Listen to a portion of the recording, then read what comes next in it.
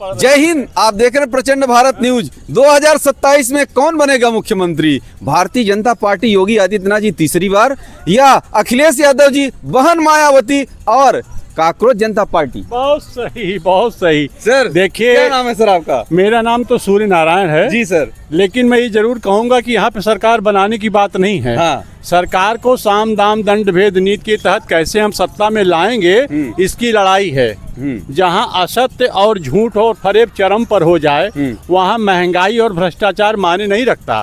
माने इस बात रखता है कि हम किस तरह सत्ता में आएंगे, उसके लिए चाहे जिस प्रकार की हमें कुर्बानी देनी पड़े।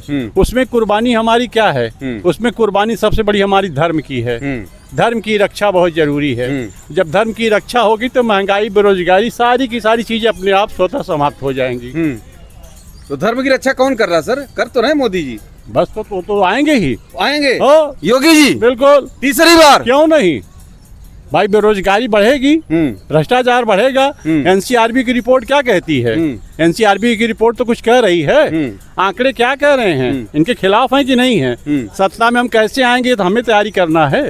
हाँ, जो भी चीजें आती हैं आरक्षण को लेकर के, धर्म को लेकर के, उनको सुप्रीम कोर्ट बैठा है स्टे के लिए। भाई सरकार हम क्या करें भाई? हमारी गलती क्या? इसमें हम तो बहुत चाहते थे आपका उपकार करने के लिए। हाँ, जिस देश की 82 करोड़ से भी ज्यादा जनता 5 किलो राशन पर जी रही हो, वो तीसरी और चौथी अर्थव्यवस्था बनते बनते छठवीं अर्थव्यवस्था बन गई। अब आप सोच लीजिए कितना बढ़िया शब्दों का जाल है, कितनी बढ़िया माया जाल फैलाई गई है। वो अखिलेश हो चाहे मायावती हो, कैसे आएंगे भाई? क्यों आएंगे? क्या दिक्कत है? सबका साथ सबका विकास। सबका विकास हो रहा है कि नहीं हो रहा है? हाँ?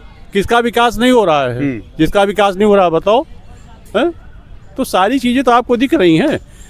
समाजवादी पार्टी वाले कह रहे प्रधानी भी नहीं जीत सकते। कौन? भाजपा वाले। अरे भाई, आखिर में ये दिखा क्या रहा है? एक वैध मतदाता अगर मतदान करने से छूट गया तो ये पूरा का पूरा चुनाव रद्द हो जाता है। हाँ। हम 27 लाख मतदाताओं को किनारे लगा करके मतदान करवा दिए। हाँ। जस्टिस सूर्यकांत जी ने। हाँ। सीजेआई। हाँ। अब आप तो पढ़े लिखे हो, आप पत्रकार हो। हाँ, आप क्या बताना दिखाना चाहते हो भाई? इससे बड़ी चीज और क्या होगी? बिहार में क्या हुआ? वो तो कह रहे बांग्लादेशी थे वो। हाँ, बांग्लादेशी थे, आउटडेटेड थे। बांग्लादेशी थे, रोहिंग्या थे। हाँ। और पाकिस्तान से आए हुए लोग थे। हाँ। थे तो कब आए, कैसे आए? 10 साल के कार्यकाल में मनमोहन सिंह जी ने कितना निकाला लोगों को? कितना निकाला आप बताइए? आप बताइए ना, आप बताइए। हम आपसे जानना चाहते हैं। हम आपसे जानना चाहते हैं। आप पत्रकार बताइए कितने लोगों को निकाला, बताइए।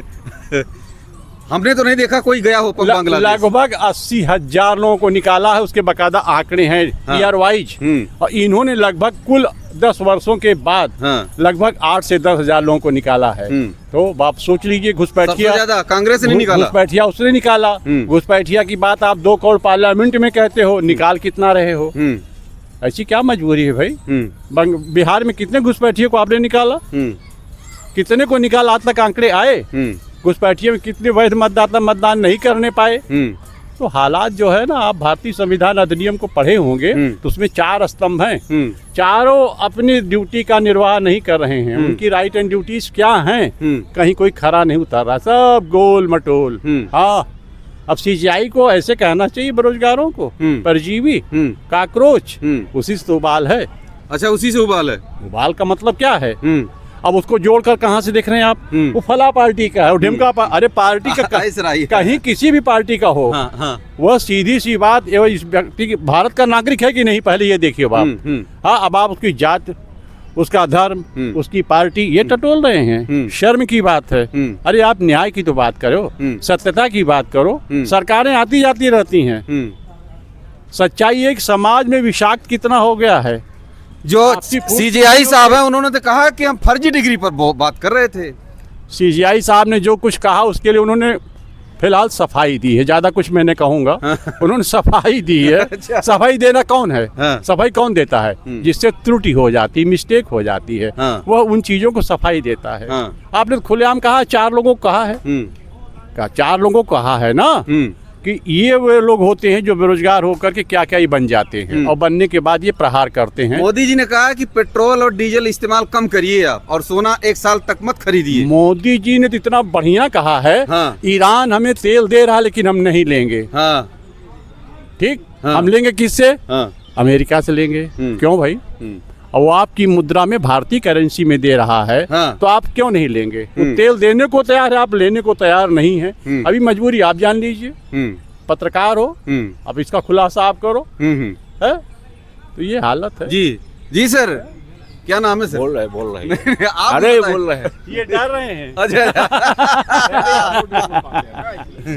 तो 2027 में कौन आएगा सर? नहीं, हम इसका निर्णय नहीं लेते। 27 बहुत दूर है, 27 में कौन आएगा वो, लेकिन ये जरूर है कि जो ट्रैक रिकॉर्ड बनता चला जा रहा है वो ट्रैक रिकॉर्ड ही बता रहा है कि सरकार बनाने में तकलीफ इनको नहीं होगी। सरकार बनने में कोई दिक्कत नहीं होती है। आपने देखा होगा हाँ। फर्रुखाबाद को, आपने देखा होगा कुदरकी को, हाँ। आपने देखा होगा 18,000 शायद एफिडेविट अखिलेश यादव जी ने दिया था। चुनाव आयोग पास नो रिस्पांस। तब जहां कोई निर्णय नहीं है, जहां कोई आपको न्याय मिलने की उम्मीद नहीं है, वहां आप क्या अपेक्षा करेंगे? वहां आप अपेक्षा क्या करें? क्या दिक्कत है भाई? मोदी जी कहते रहे सबके साथ न्याय हो रहा है। मोदी जी तो इतना बढ़िया न्याय कर रहे हैं कि दिख रहा है। हाँ, तीसरी अर्थव्यवस्था बनते बनते हम छठी पे चले गए। सोने का दाम कहाँ से कहाँ पहुंच गया। हाँ। अरे महंगाई और बेरोजगारी, हाँ। अराजकता चरम पर है। हाँ। अराजकता चरम पर है। हाँ, इसको कोई कहने की बात नहीं है। अभी 11 साल की बच्ची को हाँ। कुत्तों ने नोच करके खा डाला। सोचिए बाप। हाँ, 7 साल की बच्ची के साथ 11-12 साल के बच्चों ने बलात्कार किया है। ये सब अखबारों में भरा पड़ा है। ये क्या बता रहा है? मानसिक परिवर्तन कैसे हो रहा है आपका? सोच लीजिए बाप। आप जो है अपने कर्तव्य से भटक चुके हैं। हाँ। हालात ये हो गया है। बोलते हैं कि समाजवादी पार्टी आती है तो सब हम समाजवादी पार्टी से क्यों प्रश्न पूछें भाई? हाँ। हमारी सरकार है, हम सरकार से पूछेंगे। हाँ। सरकार हमें न्याय देगी। महंगाई क्यों आई, बेरोजगारी क्यों बढ़ी, भ्रष्टाचार क्यों बढ़ा? हाँ? तो इसका तो जवाब सरकार 70 देगी। सालों में कांग्रेस ने कुछ नहीं किया, कहते हैं मोदी जी। तो नेहरू जी कब्र से आके बताएंगे। हाँ। नेहरू जी, हाँ। इंदिरा जी, हाँ। और राजीव गांधी जी। ये उसके जिम्मेदार हैं। हाँ। तो जिम्मेदारी तो इनके ऊपर है ना। जिम्मेदारी जो 12 साल सरकार में होता है उसकी जिम्मेदारी थोड़ी होती है। राहुल गांधी में क्या कमी है? राहुल गांधी में क्या कमी नहीं है? हाँ। क्या कमी नहीं है? हाँ। जिसकी मतलब छवि को खराब करने के लिए, हाँ।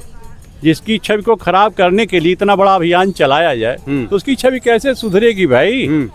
55 करोड़ रुपए दिया गया था ना अवनीश अवस्थी जी को और आकाश सक्सेना जी को कि टोटी चोर साबित करिए अखिलेश यादव को। अच्छा। ये दैनिक भास्कर का स्टिंग ऑपरेशन है मान्यवर, मेरे घर का नहीं है। हाँ, अब आप सोच लीजिए। तो फर्जी टोटी चोर बना दिए भाई आपने क्या सुना? सुना कि नहीं सुना? आप क्या कहना चाहते हैं? एक मुख्यमंत्री टोटी चोरी करेगा? टोटी चोरी कर सकता है वो?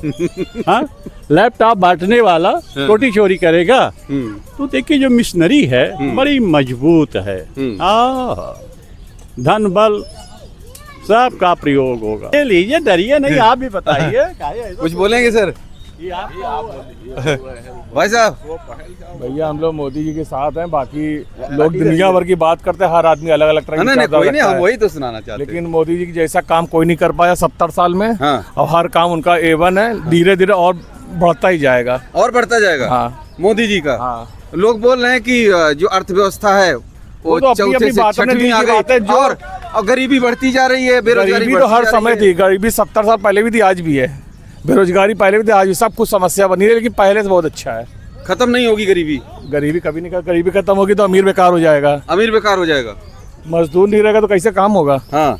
तो योगी जी मोदी जी के साथ हैं जो बोले कि हाँ, डीजल योगी मोदी पेट्रोल साहब, हाँ, कम पहले से इस्तेमाल बहुत करें। अच्छा है, बहुत अच्छा, हर चीज अच्छा है। हाँ। और ये अखिलेश यादव जी की सरकार क्यों नहीं आनी चाहिए? योगी में क्राइम कम है ना। हाँ। क्राइम कम है। हाँ। गुंडा माफिया नहीं है, अच्छा, हर चीज बढ़िया है। इसलिए। हाँ। भैया जो समाज में दिख रहा है वो रिपोर्ट देखो। NCRB फलानमा डिबंका से कोई मतलब नहीं है। आप बता रही है जी। NCRB की रिपोर्ट क्या बता रही है? हाँ। अपराध कहाँ पर है? हाँ। अपराध कहाँ पर है? NCRB की रिपोर्ट बता रही है। सीएजी की रिपोर्ट क्या बता रही है? ये रिपोर्टें हमारे और आपके घर की नहीं है, सरकारी रिपोर्टें हैं। सरकारी रिपोर्ट हाँ, एनसीआरबी की रिपोर्ट, सीएजी की रिपोर्ट, इन सब रिपोर्टों को आप पढ़ लीजिए। 1% लोगों के पास हाँ। भारत का 40% धन है। हाँ। अब आप सोच लीजिए, सोच लीजिए अब आप। बोलते रहे सबका साथ सबका विकास। अरे है, सर। हमारा भी विकास हो रहा है, हम थोड़ी कह रहे हैं कि हमारा विकास नहीं हो रहा है। आपका विकास हो रहा है। बिल्कुल, तभी तो बोल रहे हैं। इससे अच्छा विकास और क्या होगा भाई? जी कि हम सीएजी की रिपोर्ट, एनसीआरबी की रिपोर्ट हाँ। बता रहे कि नहीं बता रहे हैं? हाँ? हाँ। तब एनसीआरबी की रिपोर्ट। जी भाई साहब बस हो गया। हो गया। रोज टहलना, एक्सरसाइज करना है। अच्छा अच्छा 27 में भी वही आएंगे भाजपा ही। आएंगी, हाँ, भाजपा सरकार आएगी, जोगी जी बनेंगे। फिर बनेगी तीसरी बार। हाँ, भाई, तीसरी क्यों बार। नहीं आई, क्या दिक्कत है? हाँ? जब सारे साधन हमारे साथ हैं, जब चारों स्तंभ हमारे साथ हैं, हाँ। फिर कौन रोकेगा? चारों स्तंभ।